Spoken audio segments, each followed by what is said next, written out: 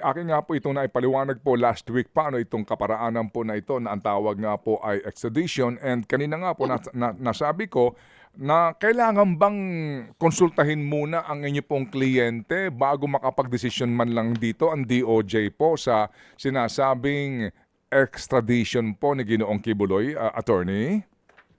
Uh, yes, sir. Actually, we are hoping na magfa-factor in din yung decision ng kliyente namin regarding the case, but regarding the extradition. Pero sa ngayon, we are very much open and willing to cooperate naman. Kasi unang-una, nung nalaman ng kliyente namin itong extradition proceedings na um, is ongoing na nga daw. Ang unang-una niyang naramdaman is medyo nagulat kasi for the longest time, since 2019, we filed this case, Manong Ted, in 2019 pa po, sa nakaraang administrasyon pa. Final namin ito sa Davao City at 2 beses po kaming na-dismiss sa prosecutor level. Ang sabi sa amin, no probable cause in spite of all the evidence, documentary, and the like na inattach namin.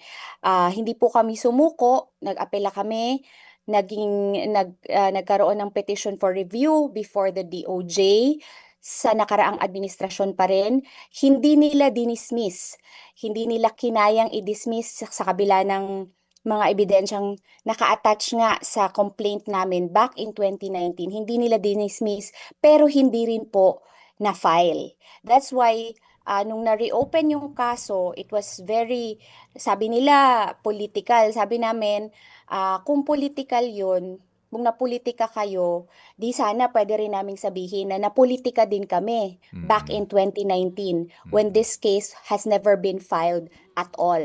Hindi pinakinggan, hindi binigyan ng day in court back in 2019. So we were very grateful when finally our client was given a day in court. Mm-mm. Kasi Manong Ted, hindi niyo po na itatanong, ito pong client namin, um, dati po kasi akong PAW lawyer at kliyente ko po ito siya nung PAW pa ako kasi nung yung dati niyang abogado, private lawyer na kinuha niya para mag-represent sa kanya, medyo na nagkaroon siya ng sama ng loob kasi parang Mm-mm. hindi siya Mm-mm. ipinaglaban, gusto isettle yung kaso, ayaw po talaga magsettle ng kliyente.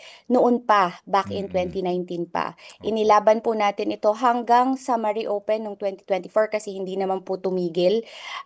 When after I resigned from public attorney's Mm-mm. office, Mm-mm. um, at that time gusto niya nang i-file yung rape case and qualified trafficking. Mm-mm. That's why ni-refer ko siya. Sabi ko, okay lang ba? Kasi nga, kapwa babae. So, Mm-mm. sabi niya, ikaw lang, attorney. Sabi ko, okay lang ba? Mm-mm. I-refer kita sa kilala ko ring private lawyer na pwedeng makapag-file. Kasi nga, Mm-mm. bilang public attorney ako, hindi ko pwedeng dalhin yung kaso mo at that Mm-mm. time for Mm-mm. the qualified trafficking case kasi iba yung jurisdiction ko Opo. at that Mm. time, nasa Mm. probinsya.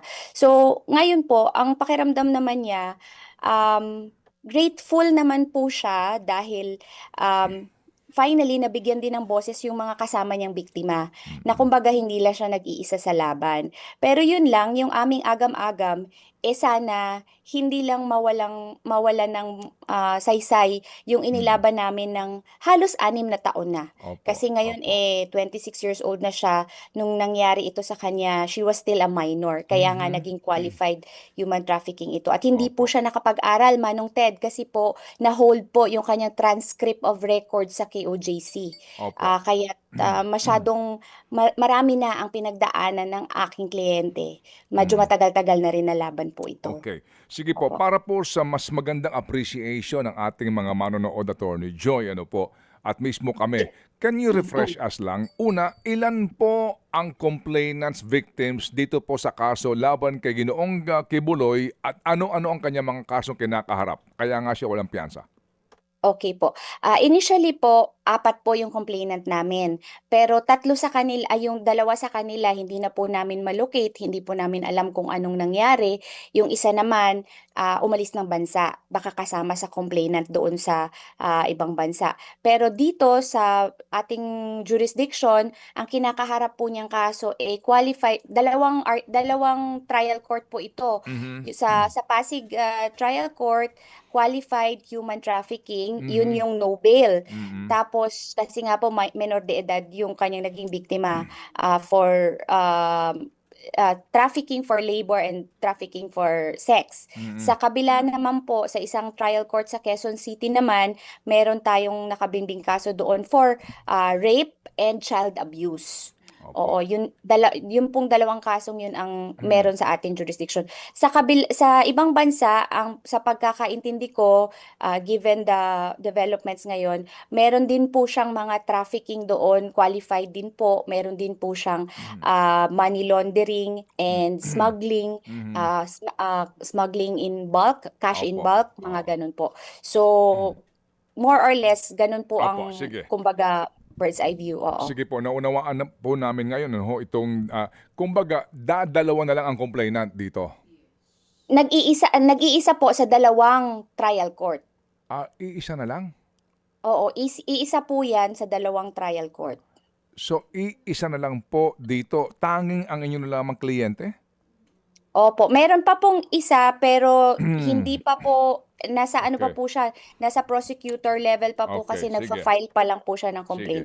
Mga kapatid, patuloy po kayong tumutok sa 105.9 True FM para sa totoong balita, impormasyon, music and entertainment. Mag-subscribe sa aming YouTube channel at podcast at sundan nyo kami sa Facebook, Instagram, X at TikTok sa True Network PH. Bisitahin din po ang aming official website, truefm.ph.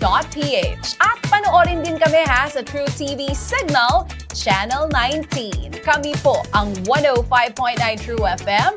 Laging true sa'yo, kapatid.